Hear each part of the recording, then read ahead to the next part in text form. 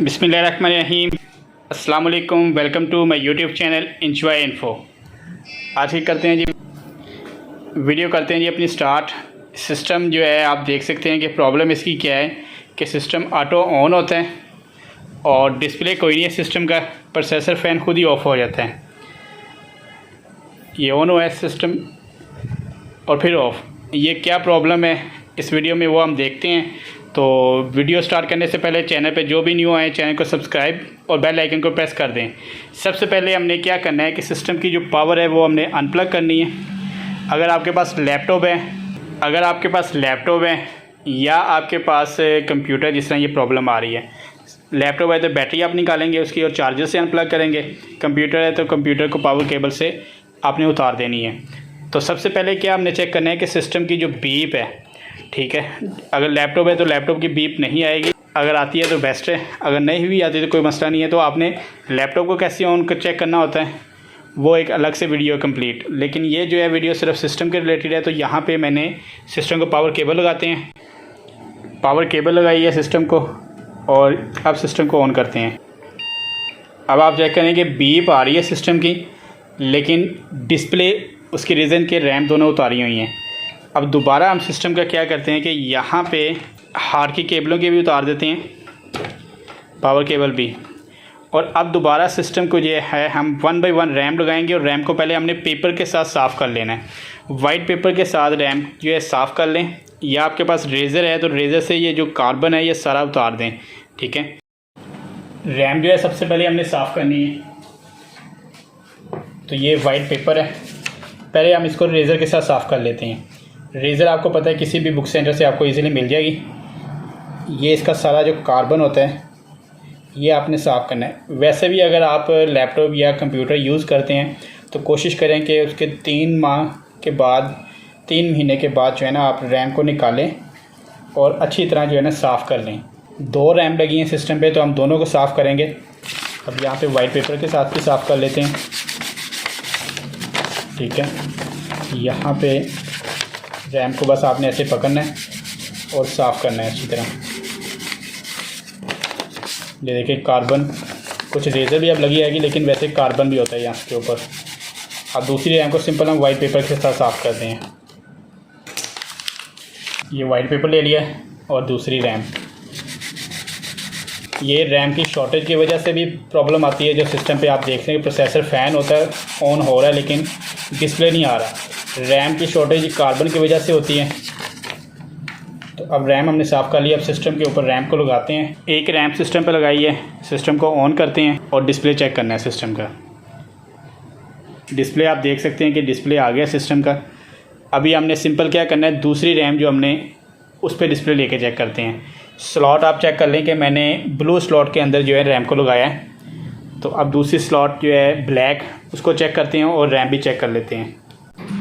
Power cable unplug करके आपने RAM को उतारना है और रैम को लगाना है, क्योंकि अगर सिस्टम की पावर लगी है उस पे ऊपर ना आपने रैम को उतारना है, लगाना है, ना हार्ड डिस्क को, ना कोई और आपने ऐसा काम करना है। लैपटॉप है तो लैपटॉप का भी ये ख्याल करना है। अगर आप सिस्टम के ऊपर पावर या लैपटॉप के साथ चार्जर, बैटरी लगे रैम उतारते हैं तो उसमें क्या होगा कि रैम की स्लॉट या जो डिस्प्ले आईसी, रैम का आईसी कुछ भी बर्न होगा और आपका उसमें बायोस जो चिप है या मेन चिप है वो भी ख़राब हो सकती है। तो बेहतर है कि एहतियात कर लें। अब देखें कि पहले मैंने ब्लू वाली स्लॉट पे लगाई थी रैम, अब ब्लैक पे लगाई है। तो सिस्टम को ऑन करते हैं और डिस्प्ले चेक करना है।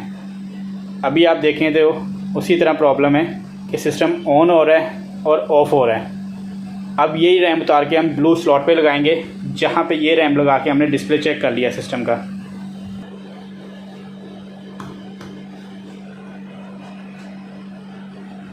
अभी आपने देखा है कि रैम जो है ब्लैक स्लॉट से मैंने ब्लू स्लॉट पे भी लगाई है।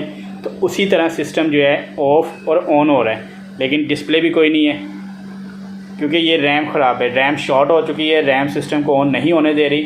तो अब क्या करना है कि यही रैम लगाते हैं। अब जो ख़राब रैम है वो मैंने साइड पे कर दी है, ओके रैम लगाई है, हार्ड की केबलें लगाई हैं, सिस्टम को ऑन किया है। अब चेक करते हैं कि डिस्प्ले आप देख सकते हैं कि स्क्रीन पे आ गया है। अब यहाँ पे मैं आपको बता दूं कि अगर जिस तरह ये पहले प्रॉब्लम आ रही थी कि सिस्टम का प्रोसेसर फ़ैन ऑन हो रहा है, ऑफ़ हो रहा है, तो फिर भी अगर आपका रैम उतार के भी प्रॉब्लम का सलूशन नहीं निकलता, सिस्टम बंद हुआ है अभी, दोबारा फिर ऑन हुआ है, दोबारा सिस्टम ने डिस्प्ले दिया है। अभी इसको कंफर्म चेक करना है, तो इससे ये नहीं है कि इसको लगा के रखेंगे सिस्टम को। बात का होता है कि एक रैम के ऊपर सिस्टम लगाया है, तो दोबारा जो है कंपैटिबल करने के लिए रैम के साथ, तो सिस्टम ने इसलिए रीस्टार्ट हुआ होगा। सिस्टम अपने वर्किंग कंडीशन पे आ गया, विंडोज 7 इंस्टॉल है क्योंकि पुराना सिस्टम है ये वाला। तो मैं जो बताना चाह रहा था आपको कि अगर आपके पास उसी तरह रैम निकालने के बावजूद वही प्रॉब्लम आ रही है कि सिस्टम का प्रोसेसर फ़ैन ऑन हो रहा है, ऑफ़ हो रहा है, लेकिन डिस्प्ले कोई नहीं, तो उसका तरीका क्या है, इसको प्रॉपर एक बार डेस्कटॉप पे आ जाए, इसको शट डाउन करके दोबारा सिस्टम को मैं आपको बताता हूँ कि उसका हल क्या होता है, वो आपने क्या करना होता है। उसका हल ये है कि सबसे पहले आपने तो अपना CMOS बैटरी सेल है ये उतारना है। सिस्टम डिस्प्ले भी आ गया है, अब इसको करते हैं जी शट डाउन। सिस्टम मैंने बंद कर दिया है, सिस्टम कंप्लीट बंद हो गया। इसके लिए पावर केबल को उतारेंगे और आपने करना क्या है कि अगर आपके पास लैपटॉप का मसला है तो तब भी आपने CMOS बैटरी सेल जो आपने उतार देना है अपना, ठीक है। यहाँ पे कंप्यूटर है तो उसका भी उतार देंगे।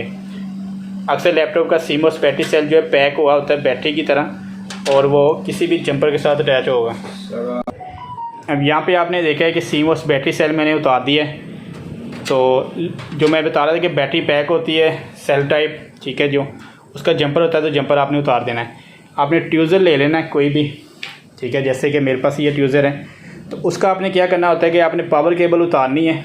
अगर प्रोसेसर फ़ैन ऑन और ऑफ़ हो रहा है, डिस्प्ले नहीं दे रहा, तो उसका सिंपल आपने बायोस को रीसेट करना होता है।